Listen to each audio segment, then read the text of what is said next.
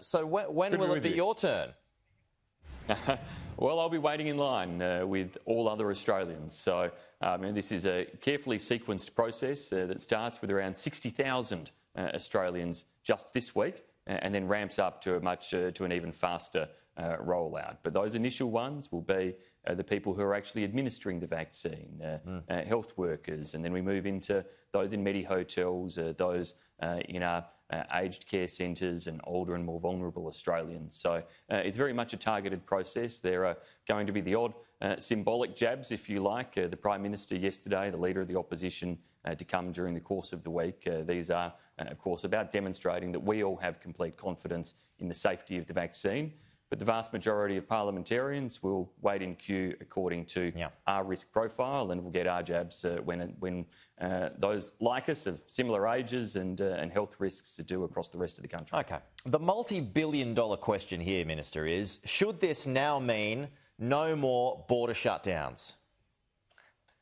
Well, look, I think the risk profile will change as we get through the vaccine process. So once we see all older and vulnerable Australians and those at the highest risk categories vaccinated, there will be discussions about how that has changed the risk in dealing with COVID. This, though, is again one of the fortunate things Australia has of the way that we are undertaking this. We'll be able to see how other countries handle these matters. This is a debate that is live already in the UK about whether their current shutdowns and lockdowns, that of course are far more punitive than what Australia faces, should be lifted as a result of the success of the vaccine rollout to date in the UK.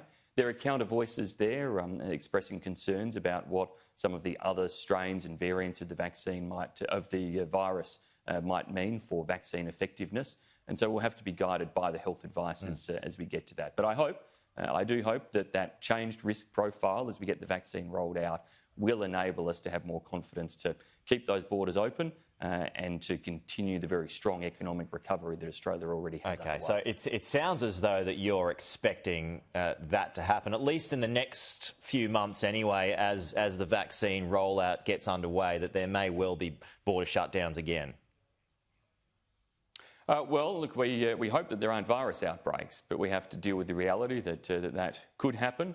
Let's remember, though, in the first wave of those being vaccinated, our frontline staff working in our medi-hotels.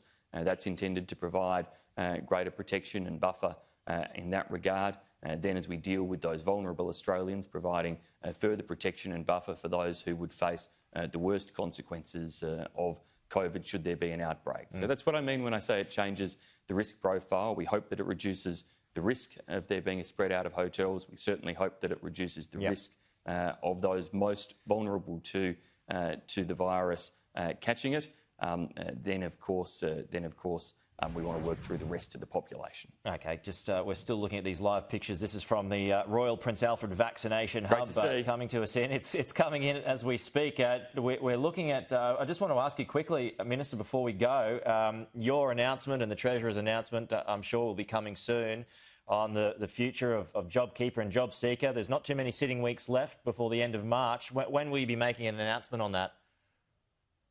Well, we will be making an announcement, obviously, as we've said, well clear of that end of March. So we're getting into that zone. Final decisions are yet to be absolutely settled, but the government's been looking very closely at all of the evidence and analysis. And it's not just JobKeeper and JobSeeker that are there as supports across the Australian economy. We have billions of dollars of support right across the economy, be it the Home Builder program, the JobMaker program, the different tax measures that are there that for Australian families are putting more than $1 billion extra into the pockets of Australian families and households every single month as a result of our lower taxes that we've put in place. Big incentives for businesses to invest, but we'll make announcements around further measures over the coming weeks.